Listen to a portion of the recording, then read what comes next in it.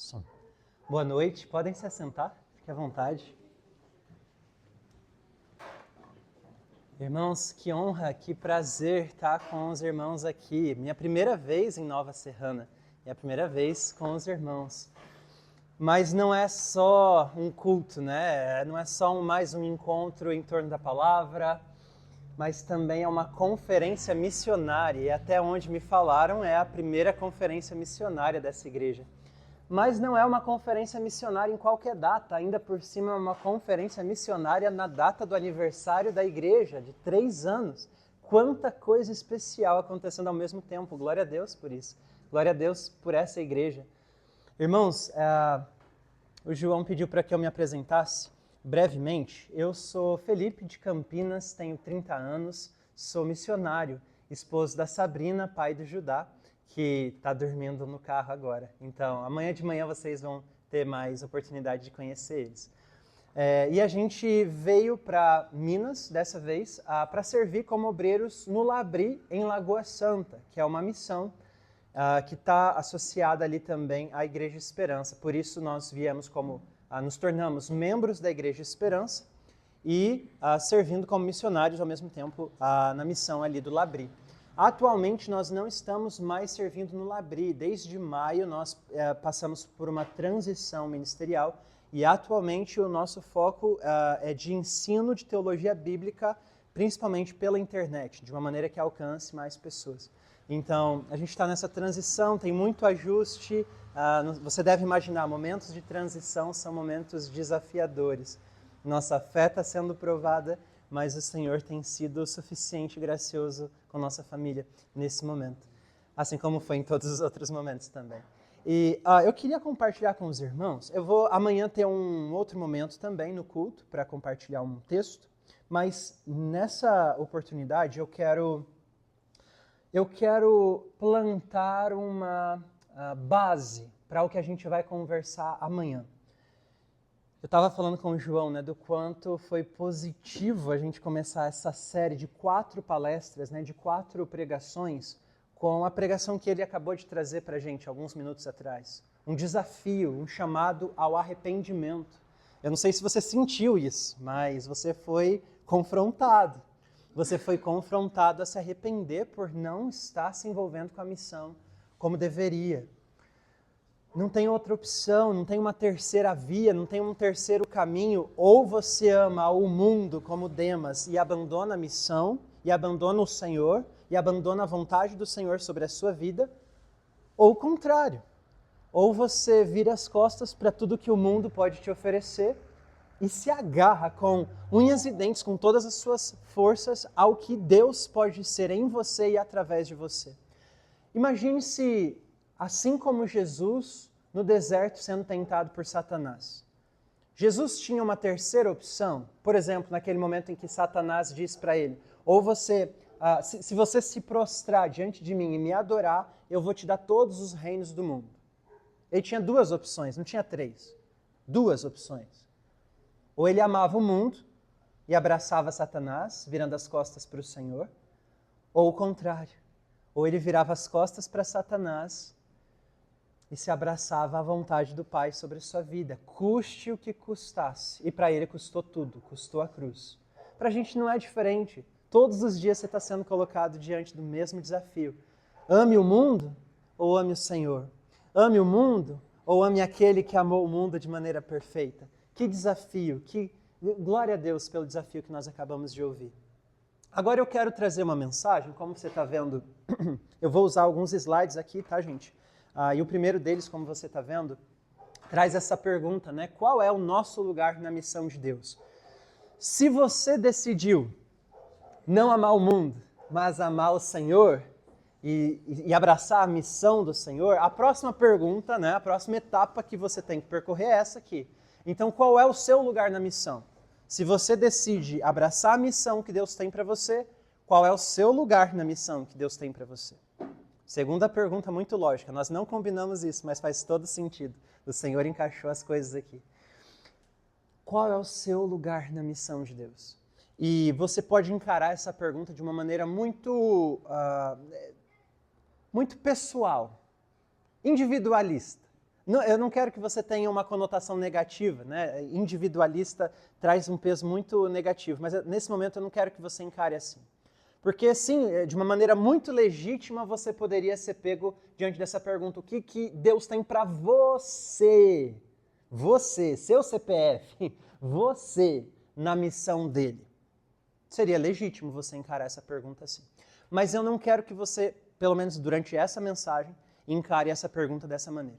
Eu quero que você encare de uma maneira coletiva, de uma maneira plural, de uma maneira comunitária. Qual o lugar da Igreja Redenção em Nova Serrana na missão do Senhor? Qual é o lugar que Deus tem para você, Igreja Redenção, na missão de Deus? Eu quero responder essa pergunta junto com vocês. Eu espero que a gente chegue num lugar onde você se sinta desafiado. Ok, então vamos. Mas antes eu quero fazer uma pergunta. E eu quero ser participativo aqui, tá bom? Eu quero fazer uma pergunta e você fala alguma coisa. Não me deixa falando sozinho, tá bom? Vou fazer uma pergunta e alguém vai falar alguma coisa. Tá preparado para falar alguma coisa? Vamos lá. Pergunta fácil, não quero intimidar ninguém, ninguém vai passar vergonha. Fácil. Alguém se lembra de algum texto neotestamentário que fale sobre missão? Ó, pergunta fácil, ampla. Sim. Mateus 28. Que diz? Todo mundo pregar o evangelho a toda criatura. Batizando em nome do Pai, do Filho e do Espírito Santo. Tem mais coisa? Mas você foi excelente. Você foi excelente. Foi excelente. Com certeza melhor do que eu iria. Mais um texto sobre missões no Novo Testamento. Obrigado, você cumpriu com o nosso combinado. Quem mais? Só temos Mateus 28? Só temos a grande comissão? Então temos mais o quê? Neotestamentário. Isso está citado no Novo Testamento, mas é uma passagem do Antigo. Atos 1:8. Perfeito. Que diz? Eu não lembro. Mas é ótimo que você tenha referência. Qualquer coisa a gente procura, né? Mas é isso, é quando Jesus diz que enviaria o Espírito Santo, né? Enviaria poder para eles, e eles iriam por Jerusalém, Judéia, Samaria, até os confins da terra. Excelente. Marcos 15. De fato é 16, é o final do 16. É uma boa forma, né? Você fala, mas procura, né? E aí você sabe falar. Isso aí. É a vantagem de ser o terceiro e não o primeiro, né? Isso aí. Onde está Marcos? Onde está o 16? Onde está o versículo 15? Vamos. Se eu terminar muito tarde hoje, gente, a culpa não é minha. Isso.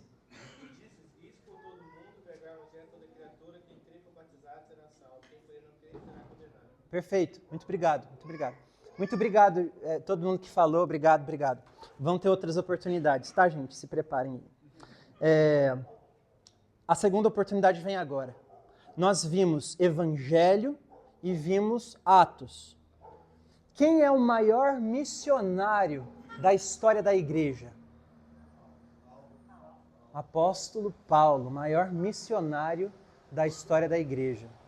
Ele deve ter escrito alguma coisa sobre missões, não é possível, né? Que o maior missionário não falou nada sobre missões.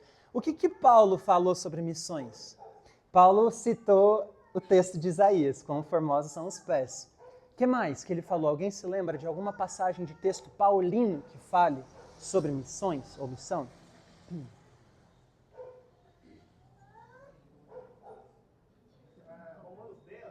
Você quer ganhar todos os pontos. E olha que nem estava valendo pontos. Mas é isso, exato.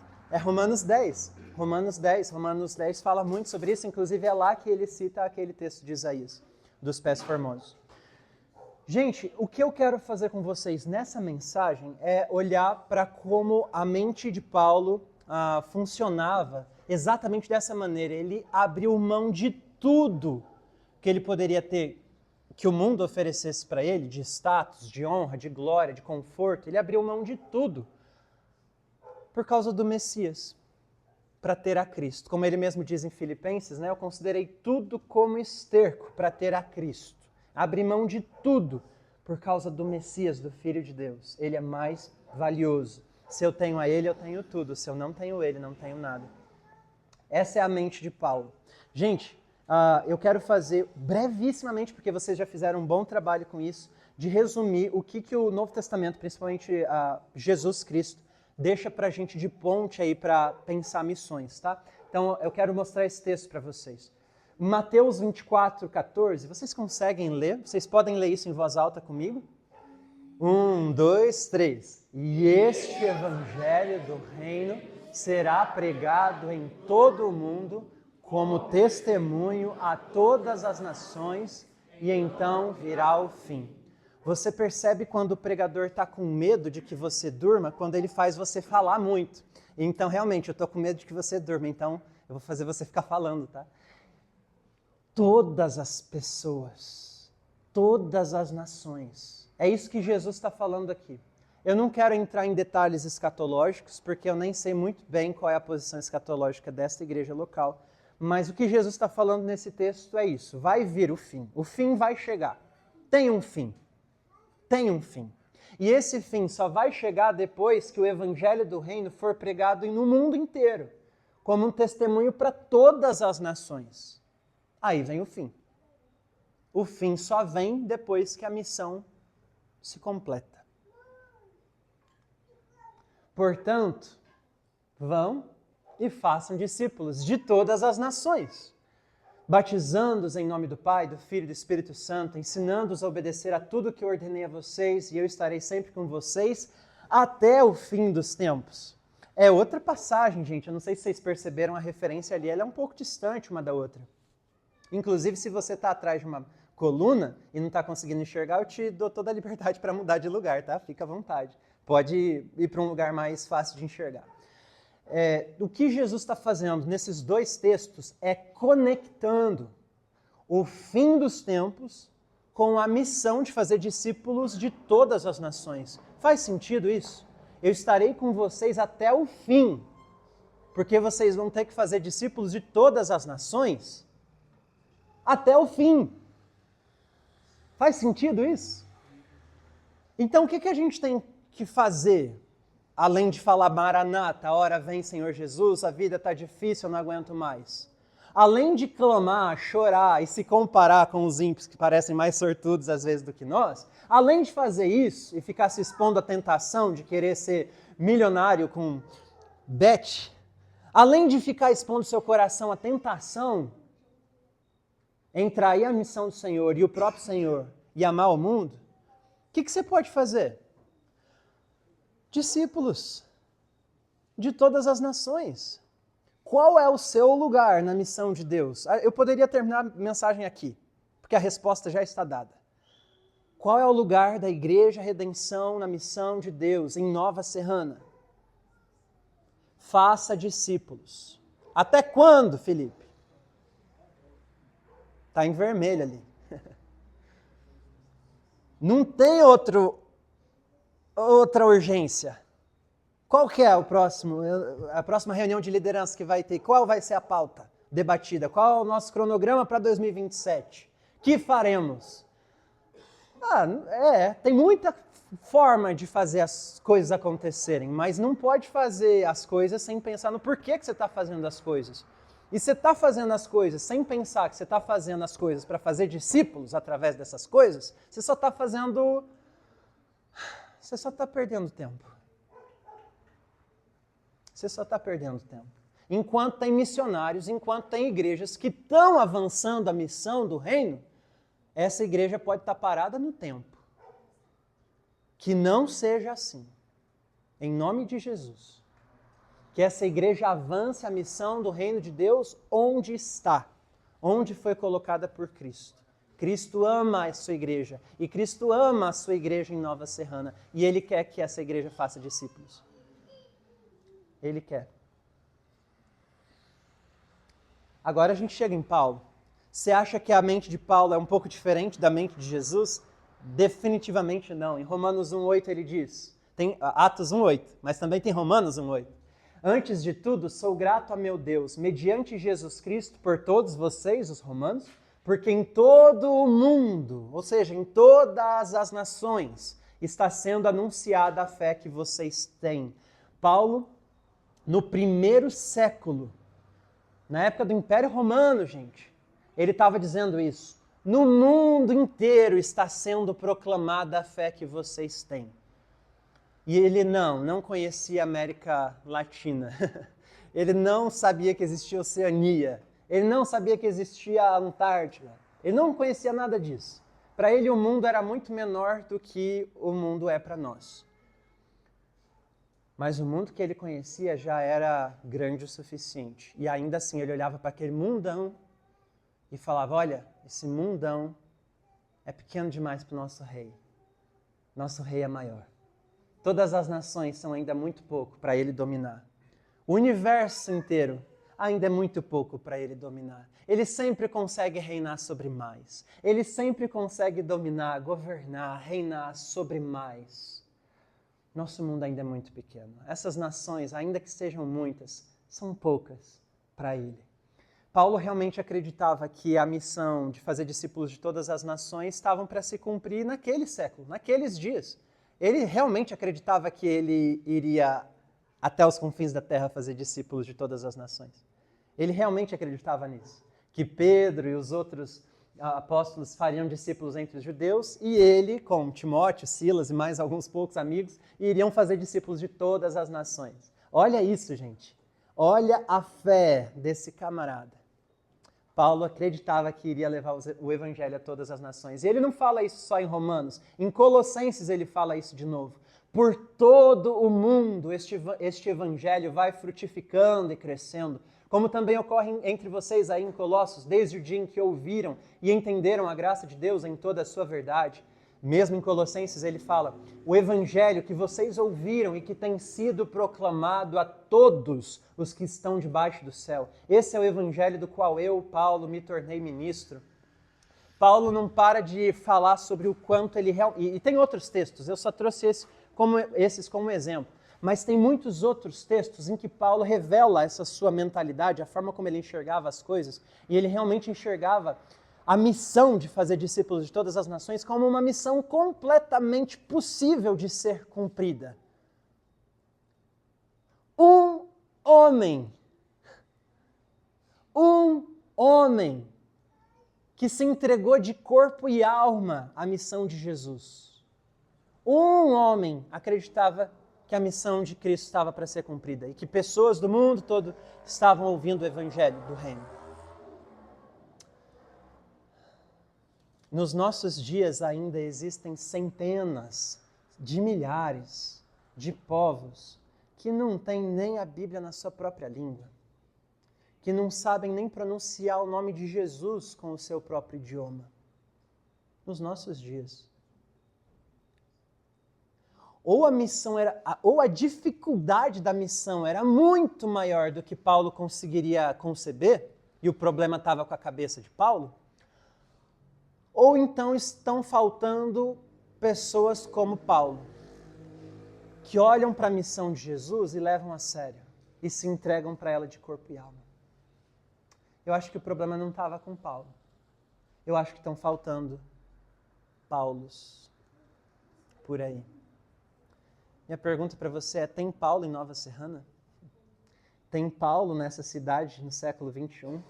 Tem irmão, tem irmã aqui que ama o Evangelho e ama o Rei do Evangelho a ponto de se entregar de corpo e alma nessa missão e fazer ela acontecer?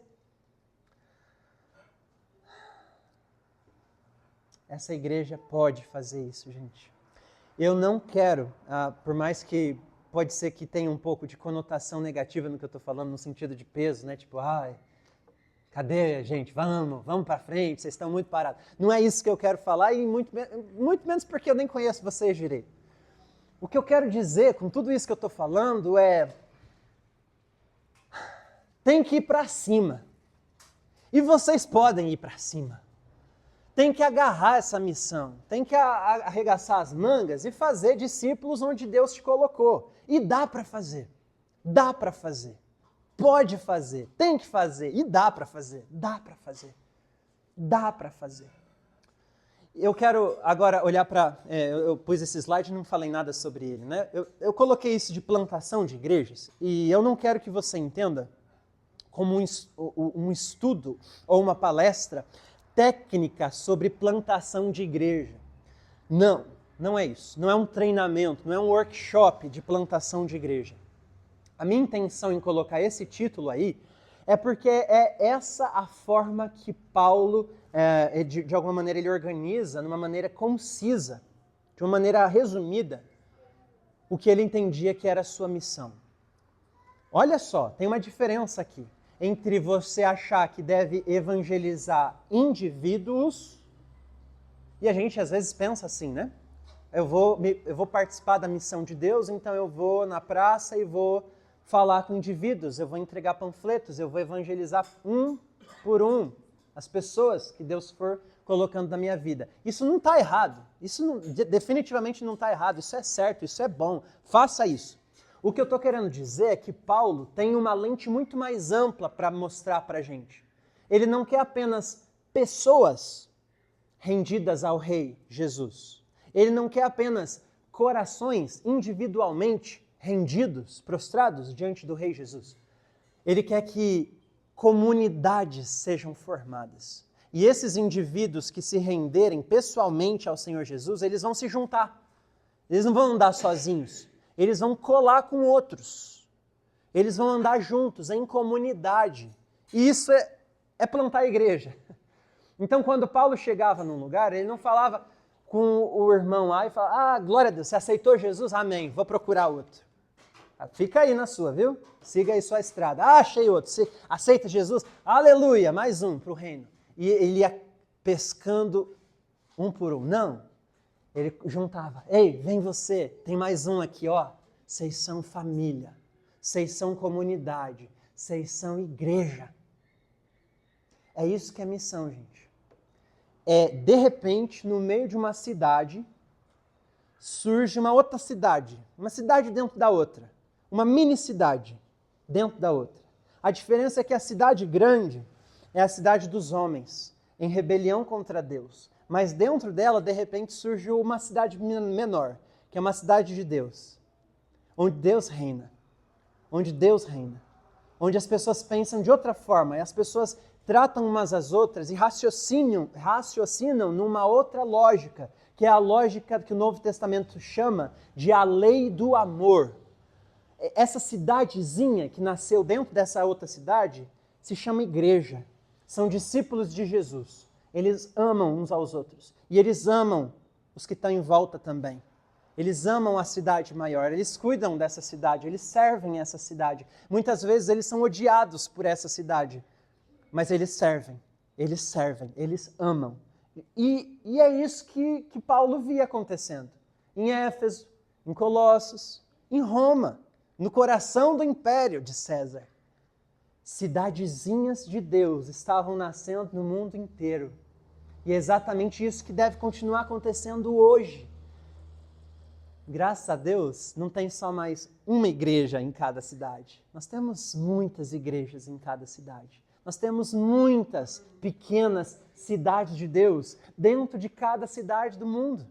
Glória a Deus por isso. Ainda existem, claro, muitas cidades que ainda não receberam o Evangelho. Existem ainda muitas tribos, muitos povos, muitas línguas, como eu disse antes, que não ouviram o Evangelho. A gente tem muito trabalho para fazer lá também. Mas, graças a Deus, o trabalho está avançando aqui também. Tem que manter a balança equilibrada, tá? Senão a gente se desespera ou então a gente se conforma. Se a gente achar assim, graças a Deus, tem um monte de igreja nessa cidade, uma cidade alcançada pelo Evangelho, glória a Deus, só continuar vindo em culto pro resto da vida, aprendendo música nova, ouvindo pregação nova e julgando o pregador, se ele não foi muito bem. É só fazer mais um curso de teologia que eu comprei online. É isso agora, é só esperar Jesus voltar. Aí você caiu no conformismo. Você achou que a missão de Deus estava muito avançada e você cruzou os braços. Está errado. Agora, é errado também você olhar, meu Deus do céu, tem centenas de milhares de povos que não conhecem Jesus, é uma missão impossível, tem 3 gatos pingados de missionário indo para o campo, e ainda os que vão ficam em depressão, ainda os que vão morrem, os que vão ainda volta porque deu tudo errado e virou um fracasso e voltaram fracassado. Ai, meu Deus do céu, essa missão é um fracasso, eu vou fazer outra coisa na minha vida porque Jesus não vai voltar nunca se depender do cumprimento dessa missão. Aí você ficou desesperado, você achou que a missão de Cristo é um fracasso. Você acha que ele não dá conta de cumprir suas promessas. Não pode cair nem de um lado nem do outro. Equilíbrio. Tem muita coisa para fazer, mas glória a Deus, porque esse evangelho está se esparramando. De pouquinho ele está se esparramando. Igual o fermento no meio da massa, igual a semente de mostarda, ele está se esparramando. Mas ainda tem muito que se esparramar. É esse o coração de Paulo, tem muito para fazer, mas já muito foi feito. É esse equilíbrio aqui que coloca o nosso coração no lugar certo. Tendo dito tudo isso, minha intenção é olhar para Romanos 15, e por conta do tempo não vai dar para a gente olhar com tanto detalhe. Eu vou um pouco rápido, mas eu espero que você tenha sua atenção comigo e, capta o que Paulo vai trazer para a gente aqui nesse capítulo. Talvez você não tenha percebido nas suas leituras bíblicas, mas Romanos é uma das cartas mais missionárias, mais missiológicas que Paulo já escreveu. Então, se alguma outra vez um missionário, um pregador perguntar, fala aí um escrito de Paulo sobre missões, não tenha medo, fale Romanos. Fale até Romanos 10. Mas Romanos inteira, gente, Romanos inteira foi escrita por causa de missões. Paulo não plantou a igreja de Roma. Ele não plantou aquela igreja. Ele está escrevendo uma carta desse tamanho, uma das maiores cartas do Novo Testamento, para uma igreja que ele nem conhece pessoalmente. Ele nunca foi lá. Não foi ele que plantou.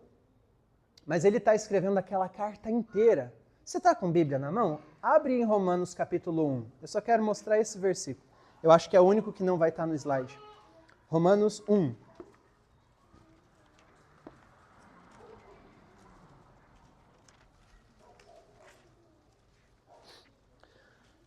Eu quero ler com vocês Romanos 1, 5 e 6. Isso aqui é a saudação, gente. É a abertura da carta de Romanos. E na saudação, Paulo diz isso. Versículos 5 e 6. Por meio dele, de Jesus Cristo, recebemos graça e apostolado para chamar todos os gentios à obediência da fé por causa do seu nome. E vocês também estão entre os chamados para pertencerem a Jesus Cristo. Paulo começa a abertura, a saudação da sua carta com missões.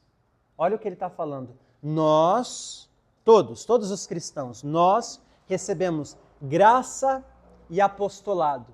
O que é isso? Graça é a graça de Deus que é derramada sobre sua vida, transforma o seu coração, perdoa os seus pecados, te liberta do inferno e do pecado e do diabo. Te liberta de tudo isso. Isso é a graça. Te dá uma nova vida. Te faz filho de Deus. Graça. Mas nós não recebemos só graça. Nós recebemos graça e... Não é possível. Vocês leram o versículo. Graça e apostolado. O que é apostolado? É ser apóstolo. É comprar um chapéu e pedir dinheiro nas igrejas. É isso? É apóstolo. Não. Ser apóstolo é ser missionário. Ser apóstolo é ser enviado. O que ele está dizendo aqui, em Cristo, nós recebemos graça e envio. Nós somos agraciados, salvos, perdoados, transformados, amados e enviados. Não paralisados. Não inseridos num ritualismo religioso de culto após culto e... Não. Apostolado. Para quê? Olha só, apostolado, para chamar todos os gentios, para chamar todos os gentios à obediência da fé por causa do seu nome, do nome de Jesus. É para isso que nós fomos alcançados, para receber graça e apostolado, para a gente ser enviado, para chamar todos os gentios do mundo inteiro, de todos os povos, de todas as cidades, inclusive dessa cidade, todos os gentios. Somos enviados, gente. Então, Romanos é uma carta missionária, e quando a gente chega lá no final, no capítulo 15, eu vou citar alguns textos, estão todos no slide, mas se você quiser manter a sua Bíblia aberta em Romanos 15, pode te ajudar. Lá em Romanos 15 é como se ele finalmente chegasse no ponto em que ele queria. Ele explicou o Evangelho, né? Ele foi expondo o Evangelho ao longo de toda a sua carta, de um jeito tão detalhado, tão profundo. Lá no 9, 10 e 11, ele explica inclusive a história desde Israel, né? As promessas de Deus, a fidelidade de Deus, as suas promessas, desde lá de Israel e agora em Cristo, os gentios. Ele explica isso de um jeito tão complexo e completo também no 9, 10 e 11. Aí ele chega no 12, no 13, no 14, onde ele está falando sobre a convivência da igreja, principalmente entre judeus e gentios, dentro das suas comunidades. E aí, quando ele chega no 15 e 16, é a parte em que você fecha a Bíblia e fala, essa parte aqui é só um monte de nome, né? É só Paulo mandando abraço, falando, eu vou para tal lugar, eu vou para Espanha, eu vou para Jerusalém, levar dinheiro para os pobres, eu vou...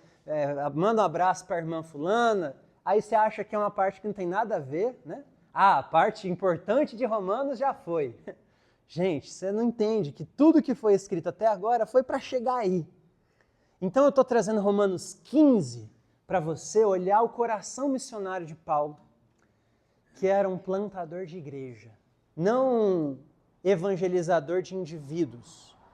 Sim, para plantar igrejas, ele evangelizava indivíduos, mas ele não parava por aí. O que Paulo diz? Ali no versículo 9, ele diz assim, olha o que ele faz. E aí ele começa a citar um monte de coisa do Antigo Testamento. Ele cita um monte de profeta, um monte de salmo. Olha o que ele fala aqui.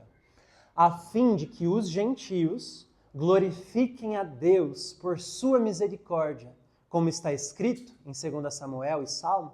Por isso eu te louvarei entre os gentios, cantarei louvores ao teu nome. E também diz, lá em Deuteronômio, cantem de alegria, ó gentios, com o povo dele. Paulo está falando assim, olha, a Escritura, o Antigo Testamento, a Bíblia hebraica toda, estava apontando para isso. Deus nunca tirou da cartola assim, eu queria Israel, mas já que Israel rejeitou o Messias, eu vou para as nações. Não, Deus não tirou da cartola. Os gentios, a igreja, não é um plano B de Deus. Faça-me o favor, é isso que Paulo está mostrando aqui. O Antigo Testamento inteiro estava mostrando que Deus deseja o mundo. Deus deseja todos os povos, Deus deseja os gentios. Não é isso que ele faz com Raabe? Não é isso que ele faz quando manda Jonas para Nínive? Não é isso que ele faz o tempo inteiro procurando os gentios? Naamã, e assim vai. Quantos e quantos gentios Deus ama, Deus chama para perto. Ele sempre quis isso. Paulo está mostrando, olha, 2 Samuel, Salmos, Deuteronômio, ou seja, os profetas, os escritos, a Torá, a Bíblia toda está apontando para isso.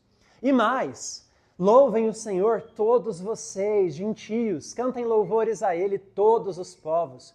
E Isaías também diz, brotará a raiz de Jessé, aquele que se levantará para reinar sobre os gentios. Estes, os gentios, porão nele a sua esperança. Estou citando ali em vermelho toda vez que mostra que ele está falando de nações, povos, gentios, não só Israel, não só judeus. O coração de Deus está aí, no mundo todo.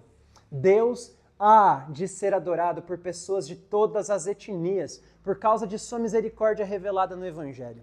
É aquilo que Jesus disse lá atrás, a primeira citação que eu trouxe. O Evangelho será pregado em todos os povos e então virá o fim.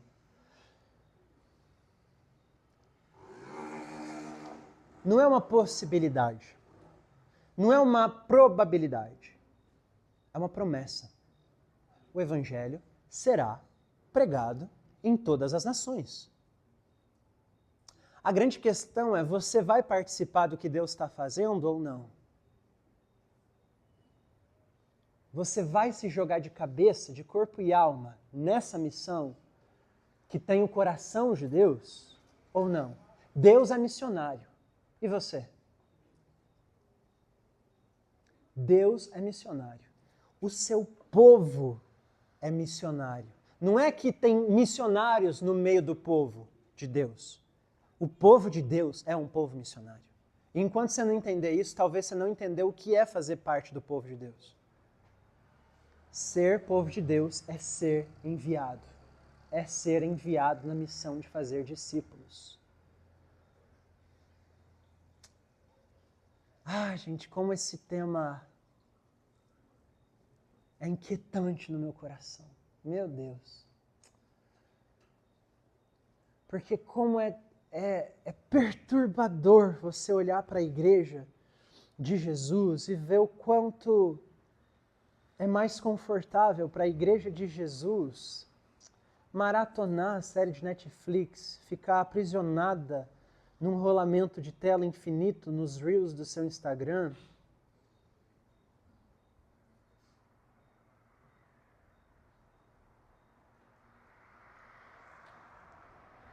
ser sugado para outra realidade. Gente,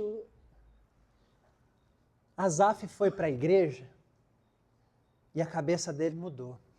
Eu espero que você tenha vindo para a igreja e a sua cabeça saia daqui mudada. O banho que eu estou te dando de Paulo, de Jesus, é com essa intenção. Do que você está fazendo com a sua vida? Meu Deus do céu, você não sabe quantos dias ainda lhe sobram nessa vida, nessa terra. O que você vai fazer com esse tempo? Claro, seja uma boa mãe, um bom pai, um bom marido, uma boa esposa, um bom filho, seja o melhor aluno, o melhor funcionário, seja o melhor vizinho, seja uma pessoa, um ser humano que ouve música, que compra banana, uma pessoa que vive por aí e anda em Nova Serrana como um ser humano. Mas, ao mesmo tempo, você tem que manter a sanidade, os olhos abertos de que você é um ressurreto, você é alguém que voltou dentre os mortos. E você está disfarçado. Você está vivendo uma vida comum, mas é disfarçado. Porque você tem uma missão para cumprir. Se você não cumprir ela, você tá hipnotizado, você está abobado, você está confuso. Por favor, saia daqui com sanidade, com olhos abertos, acordado.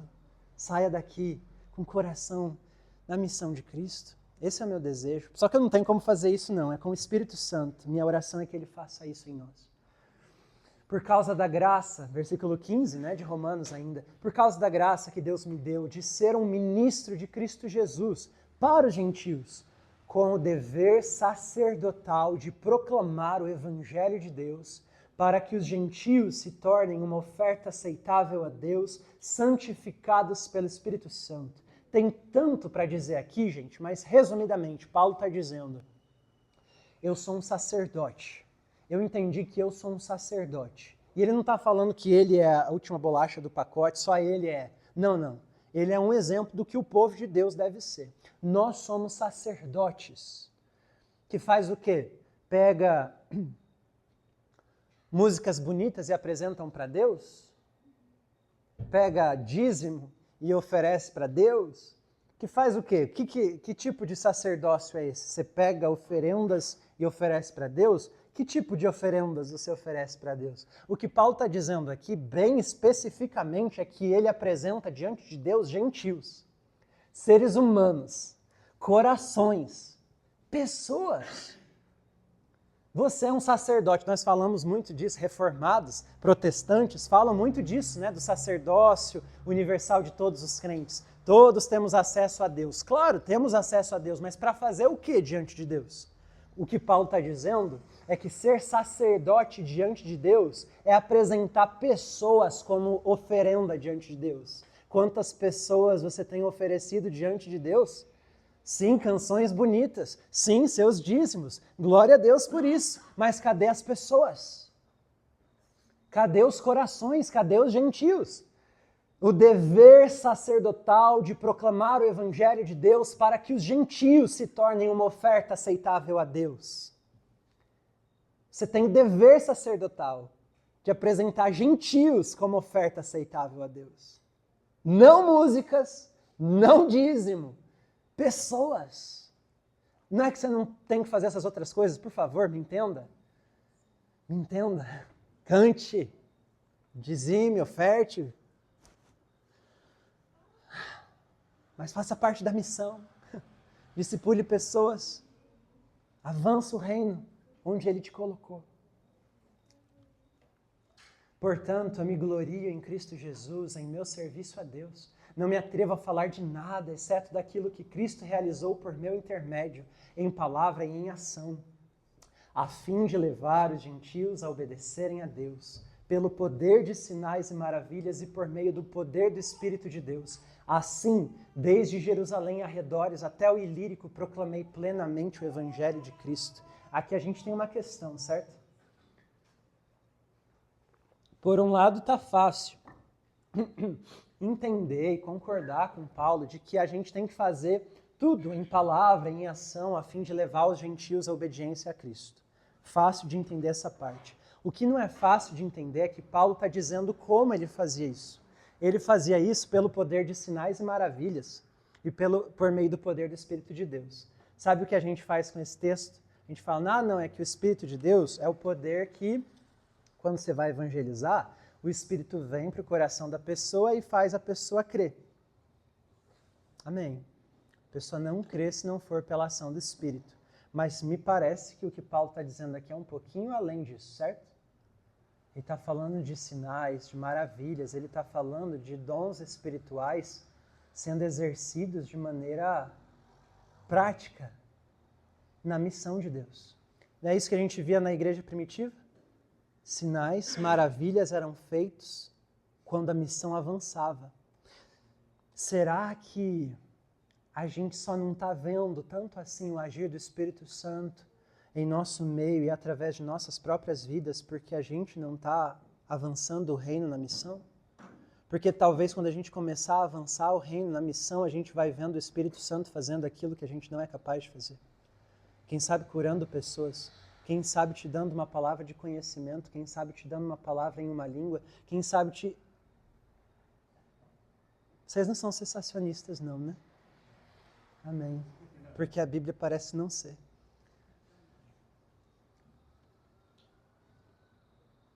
Mas, às vezes, a nossa teologia não é cessacionista, a nossa prática é. Porque quando a gente deixa de participar da missão, a gente está cessando muita coisa. Não só dons espirituais, não só maravilhas e sinais, mas o principal sinal da ação do Espírito Santo, que é um coração rendido diante do Evangelho. Não é para a gente sair por aí apresentando show de mágica. É para apresentar gentios diante de Jesus. E para fazer isso, o Espírito Santo ajuda muito com sinais, maravilhas e com aquilo que a gente não tem condições nenhuma de fazer com nossa própria força. Tanto a se dizer, mas o tempo urge. Desde Jerusalém e arredores até o Ilírico. Essa é a terceira coisa que eu tenho para dizer nesse texto aqui. Você sabe onde fica Jerusalém? Provavelmente. Mas e o Ilírico? Alguém falou hoje comigo sobre fazer geografia bíblica. A gente precisa de geografia bíblica. E para isso eu trouxe um mapa para você. Olha aqui, o que Paulo está dizendo. Vamos ver se você enxerga. Esse X é Jerusalém. Aquele X é o Ilírico. É inclusive onde ele provavelmente estava quando escreveu essa carta aos Romanos, ali na região de Corinto. Então isso aqui é a África, tá? Ó. África, Oriente Médio, ali a Turquia, a Itália, tal, Europa. Olha o que ele está falando. Eu vou voltar. Ele está dizendo, desde Jerusalém e arredores até o Ilírico, eu proclamei plenamente o Evangelho de Cristo. Esse quadrado aqui, Paulo está dizendo que ele evangelizou esse quadrado inteiro. Paulo está mentindo? Paulo está sendo... Qual é aquela palavra quando a gente usa uma hipérbole? Ele está sendo hiperbólico? Ele está sendo um pouco hiperbólico. Porque o que ele está dizendo, de fato, é que ele foi em todas as cidades, ou pelo menos as capitais, as cidades principais naquela região toda ali. Nós temos Filadélfia, Pérgamo, nós temos muitas cidades aí, Corinto mesmo. Ele foi nessas cidades, em Atenas, ele foi em tudo isso aí, Tessalônica. Mas ele não evangelizou todos os indivíduos daquelas cidades, é óbvio, senão ele não ia sair de uma cidade até evangelizar todas as pessoas. O que ele está ensinando para a gente é que tem uma uma urgência em ir para a próxima cidade e começar dentro da outra cidade uma igreja. Lembra a cidade dos homens, cidade de Deus? Tem uma urgência em começar na outra cidade dos homens uma pequena cidade de Deus, evangelizando indivíduos e colocando eles em contato para que formem uma comunidade, uma igreja. É isso que Paulo via que era a tarefa dele. Mas o que fica para trás? Cada vez que ele planta uma igreja, a missão passa para as mãos, o bastão passa para as mãos daqueles irmãos daquela cidade. E eles vão evangelizar os indivíduos daquela cidade, enquanto ele vai para a próxima cidade. E aí a igreja que nasce naquela cidade fica responsável por evangelizar as pessoas daquela cidade, e ele vai para outra, e assim sucessivamente. Faz sentido? A igreja chegou aqui, aí agora essa igreja tem que evangelizar as pessoas daqui. Faz sentido? Nós precisamos, então, que alguém dessa igreja seja enviado para outro canto. Começar uma igreja lá. Deus tem chamado pessoas aqui no nosso meio para serem missionários, apóstolos, não de chapéu, mas plantadores de igreja. Olha, eu não sei, é um negócio meu, assim, não está nenhum versículo não, mas eu creio que toda igreja tem alguém chamado para ser um plantador de igreja. Para ter as duas coisas funcionando ao mesmo tempo. Um grupo grande, local, que evangeliza a sua própria cidade, e um grupo pequeno, quem sabe uma família, que vai para outro canto, abrir uma igreja lá, plantar uma igreja lá. Uma igreja saudável, né? Que faz aqui e faz lá. Que Deus fale. Que Deus fale. Mas o que ele diz é que sempre fiz questão de pregar o evangelho onde Cristo ainda não era conhecido. Olha só esse princípio que ele dá para a gente. Ele não pregava em cima do alicerce edificado por outro, mas antes, como está escrito, hão de vê-lo aqueles que não tinham ouvido falar dele, e o entenderão aqueles que não haviam escutado. É por isso que muitas vezes fui impedido de chegar até vocês, ou seja, em Roma. Mas olha só, povos não alcançados devem ser nossa prioridade em missões. É isso que Paulo está dizendo aqui. A prioridade em não edificar em cima de um alicerce colocado por outro era a prioridade de Paulo. Como isso pode se transpor para a nossa realidade hoje? O nosso esforço, a porcentagem maior do nosso esforço evangelístico deve ser, por exemplo, em evangelizar evangélicos que creem numa doutrina que você não crê, ou em evangelizar pessoas que nunca ouviram o evangelho, ou que ouviram uma versão bem mal feita do evangelho. Não é difícil responder essa pergunta. Só que na prática é mais fácil a gente debater teologia, né? A gente debater doutrina e a gente ficar debatendo com um crente. E aí a gente convence o outro crente, e aí esse outro crente vem para a nossa igreja. Amém. Mas cadê os evangelizados? Cadê os ex-viciados das drogas? Cadê as ex-prostitutas? Cadê os ex... Cadê aqueles que estavam nas trevas e foram transportados para a luz? Eu estou citando, obviamente, pecados, né, rótulos fáceis da gente estereotipar. Eu estou falando, obviamente, daquela pessoa que está longe de Cristo, nunca ouviu o evangelho, você vai lá e explica. E faz sentido. O Espírito Santo dá poder para suas palavras, a pessoa entende, ela se rende a Cristo e ela vem para essa igreja. É como se fosse pescar em um aquário, né? Se torna bem mais fácil. Enquanto tem um mar muito maior.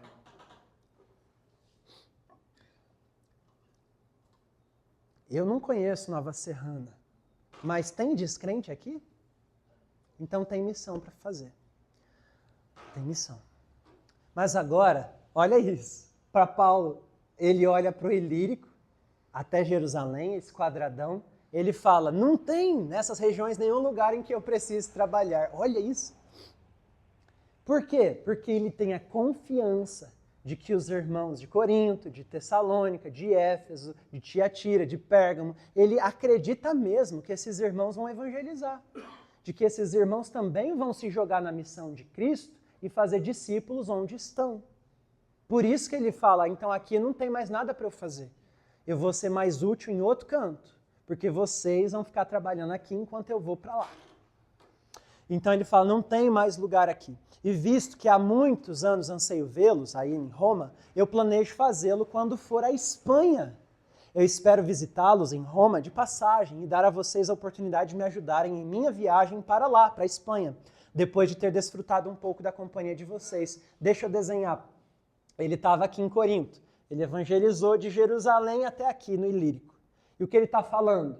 Eu quero chegar agora nos confins da terra. Porque é para fazer discípulos em Jerusalém, Judéia, Samaria e até os confins da terra. Paulo, obviamente, não sabia que tinha mais terra para cá. Mas ele achava que aqui era o fim do mundo. E ele falou, é para lá que eu quero ir. Eu quero ser enviado para o fim do mundo para fazer discípulos na Espanha. Só que para chegar lá, eu vou aproveitar e passar em Roma, aí, na igreja dos romanos. Por isso ele escreveu Romanos. Romanos é uma carta de visita. Você já parou para pensar nisso? Ele escreveu tudo isso para chegar no 15 e falar, eu estou indo aí. Me recebam, façam-me o favor, me recebam e me ajudem a ir para a Espanha. Me dê recursos. Eu tenho o suficiente para chegar até aí, mas daí para a Espanha eu não tenho. Vocês vão ser o meu QG, meu quartel-general. Vocês vão me impulsionar mais para frente. Vocês vão me dar dinheiro, vocês vão me dar comida, vocês vão me dar a passagem de navio para eu chegar na Espanha. É lá que a gente precisa chegar. Só que olha o que ele vai fazer agora. Agora, porém, estou de partida para Jerusalém, a serviço dos santos. Olha o mapa. Olha o que ele está falando. Eu quero ir para lá, mas antes eu tenho que ir para cá. Eu tenho que ir para Jerusalém. Eu tenho que ir para Jerusalém para levar uma oferta para os santos de lá. Pois a Macedônia e a Acaia tiveram a alegria de contribuir para os pobres que estão entre os santos de Jerusalém. Eles tiveram prazer nisso e, de fato, são devedores aos santos de Jerusalém. Pois se os gentios participaram das bênçãos espirituais dos judeus, devem também servir aos judeus com seus bens materiais. Ele está falando sobre ajuda aos pobres. No contexto, eram os irmãos de Jerusalém que estavam passando fome. Algumas pessoas acreditam que, você lembra lá em Atos 4, quando alguns irmãos começam a vender o que têm e repartir entre os irmãos, para aqueles que têm falta serem supridos. Vocês lembram disso? Tinham tudo em comum, né? É o que o texto fala. Possivelmente, esse sistema foi insustentável. Foi bonito, deu belo testemunho, tinham a simpatia de todo o povo, mas financeiramente foi insustentável, colapsou. A igreja, liderada principalmente por Tiago, o mesmo Tiago, irmão de Jesus, que escreve a epístola de Tiago, é uma igreja que passa por um momento de extrema fome, carência, necessidade. Paulo fica sabendo disso, e aí ele entra em contato com as igrejas dele, falando, vamos ajudar os nossos irmãos judeus, os cristãos judeus, que estão lá em Jerusalém passando fome, vamos levantar uma coleta? Só que, para surpresa de Paulo, e ele está falando isso aqui, os irmãos da Macedônia, os mais pobres, os irmãos mais desprovidos, foram os que mais ofertaram. E Paulo está testemunhando disso para os romanos, né? Para os romanos ficarem felizes com esse testemunho, para mostrar, olha, até aquele que menos tem pode ser o que mais dá. Né? E aí ele fala, é para isso que eu vou para Jerusalém agora. Por quê? Porque nós devemos ter prazer em alegria ao investir nossos recursos em ministérios holísticos. É evangelizar, mas também é ser alívio para a cidade onde você está. Tem enchente na cidade do lado? Vamos lá, doar roupa para aquelas pessoas que perderam as roupas. Vamos fazer alguma coisa para socorrer os que estão em carência. Tem moradores de rua, o que eles precisam para sair da rua? O que a nossa igreja pode fazer para ajudar nisso? Que transformação, que alívio a nossa comunidade pode ser, movida pelo Evangelho, no poder do Espírito Santo, transbordar em amor para além do pregar o Evangelho. Pregaremos o Evangelho, mas manifestaremos o Evangelho em atos práticos de amor. É pregar e é sustentar ministérios holísticos ao mesmo tempo. Assim, depois de completar essa tarefa e de ter a certeza de que eles receberam esse fruto lá em Jerusalém, eu irei à Espanha e visitarei vocês de passagem. Sei que quando for visitá-los, irei na plenitude da bênção de Cristo. Então, primeiro ele iria socorrer aqueles que estavam morrendo de fome, depois ele iria pregar o Evangelho para aqueles que nunca tinham ouvido. Mas, nota bem, uma ressalva. Paulo precisou fazer esse tipo de escolha. Primeiro fazer uma coisa, depois fazer a outra. A gente tem um pouco mais de braço do que Paulo, né? A gente não precisa escolher primeiro pregar o Evangelho e depois socorrer. A gente pode tentar fazer as duas coisas ao mesmo tempo. Talvez não você como indivíduo, mas como igreja. Você como indivíduo pode ter um chamado, um dom, uma vocação mais, uma facilidade maior em determinado ministério, como ensino, pregação, proclamação. O outro irmão, de serviço, de pensar numa estratégia. A igreja precisa se completar e fazer essa obra completa. Recomendo, irmãos, por nosso Senhor Jesus e pelo amor do Espírito, que se unam a mim em minha luta, orando a Deus em meu favor. Orem para que eu esteja livre dos descrentes da Judéia e que o meu serviço em Jerusalém seja aceitável aos santos. Você está ouvindo agora um missionário pedindo oração. Como que você deve orar pelos missionários? Saiba disso. Nós devemos interceder pelos missionários, pedindo por liberdade religiosa, é o que Paulo falou, para que os judeus não me peguem, para que eles não me matem, para que eles não me prendam. E bons resultados dos seus ministérios, para que eu consiga entregar a oferta para os pobres, para que eu tenha bom êxito. Ore pelos missionários, para que eles tenham saúde, para que eles tenham liberdade, para que eles tenham bom êxito nos seus serviços, nos seus trabalhos. Você tem orado por missionários? Você conhece missionários? Você conhece agências missionárias? Escolhe um país para você orar por aquele país, para Deus iluminar com o Evangelho aquela nação. Escolhe um missionário, adota ele em oração, bota a foto dele na sua geladeira e ora por ele toda vez que você for abrir sua geladeira. Faça alguma coisa na sua rotina que envolva a intercessão por missionários. Eles precisam disso. De forma que, pela vontade de Deus, eu os visite em Roma com alegria e com vocês desfrute de um período de refrigério. Olha isso que Paulo está falando. Eu quero parar em Roma. Para quê? Jerusalém é para dar a oferta para os pobres. Espanha é para pregar o Evangelho para os que não foram alcançados. E Roma? Roma é para alívio, para refrigério da alma. Porque missionário também precisa disso. Missionários precisam de períodos de refrigério e comunhão. Missionário não é aquele que se... Bom, mais uma vez nós somos postos em tensão. Percebe como aqui nada é preto no branco? As coisas são complexas. É pregar o Evangelho e ajudar os pobres. Olha isso aqui. Paulo é o apedrejado. Paulo, no fim das contas, é o decapitado. Esse é Paulo. O derramado como oferta de libação. Esse é Paulo. Só que esse Paulo, que passa por naufrágio, por açoite, quantas vezes tiver que ser necessário ele vai, enfrenta. Esse Paulo está falando, eu preciso de ter um alívio, e eu quero ter esse alívio aí em comunhão com vocês. Se preparem para ser meu alívio. Eu estou avisando antes que eu vou para aí visitar vocês. E quando eu chegar é para ser aliviado. Me aliviem. Preparem uma caminha gostosa. Prepara uma mesa bonita. Deixa uma cesta de presentes na minha cama. Me dá motivo de sorrir. Porque eu preciso disso também. Cuidem de mim, meus irmãos.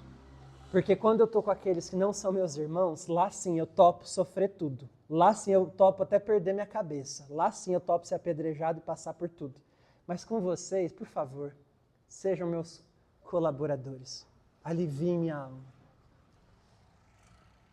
Nós temos alguns princípios em Romanos 15. E com isso eu fecho. Quero recapitular o que a gente viu aqui, de forma bem breve. Tenta guardar isso no seu coração. Eu sei que é muita informação, mas isso aqui é o piso mínimo que você tem, que você precisa ter para caminhar como um bom cristão envolvido com a missão de Deus no mundo. Em primeiro lugar, Deus há de ser adorado por pessoas de todas as etnias, por causa de sua misericórdia revelada no Evangelho. Isso é uma certeza. Ele vai fazer isso. Povos não alcançados devem ser nossa prioridade em missões. Espanha. Espanha primeiro. Depois outras coisas. Devemos ter prazer e alegria ao investir nossos recursos em ministérios holísticos. A gente tem que fazer como os macedônios, ter prazer em dar o que é nosso para aquele que não tem. E nós devemos interceder pelos missionários, pedindo por liberdade religiosa e bons resultados de seus ministérios, e quando for possível, ser hospitaleiro com eles e trazer alívio para a alma deles também. É isso que eu gostaria de compartilhar com os irmãos hoje à noite. Muito obrigado por terem ficado acordados. Muito obrigado por terem participado. Eu quero realmente clamar ao Senhor que fique no seu coração e na sua memória aquilo que precisa ficar. Eu sei que foi muita coisa e tinha até mais coisa para ser falada, mas eu acredito que vai ficar aí o que precisa ficar. Em nome de Jesus.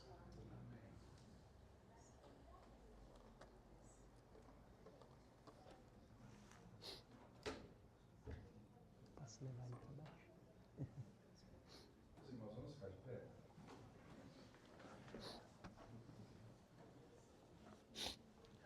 Vamos estar fazendo uma oração a esse respeito. Depois, os irmãos têm liberdade para terminarem de comer. E eu espero que os irmãos comam tudo.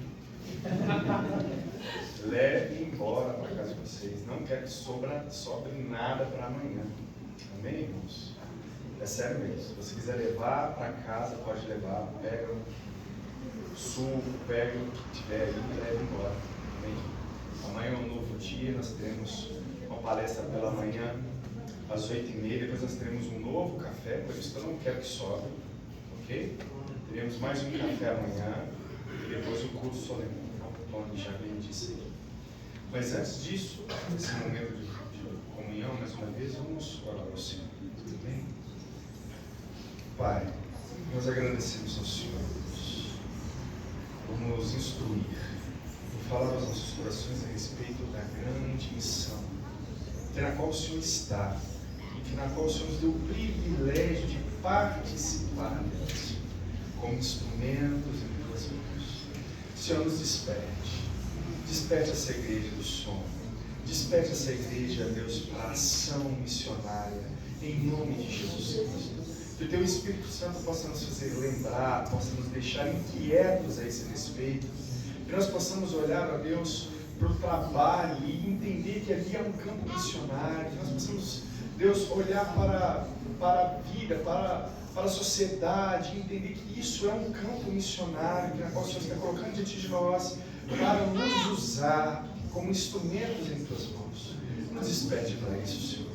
Tenha misericórdia de nós, despede a igreja a redenção para este fim. Nos ajude, ó Deus, a inclinar o nosso coração, a nossa mente, toda a nossa força para este propósito, a fim de que mais pessoas sejam apresentadas diante do Senhor, como foi falado aqui, Senhor.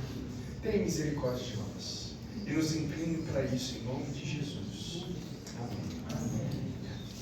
Irmãos, fiquem à vontade mais uma vez, em nome de Jesus.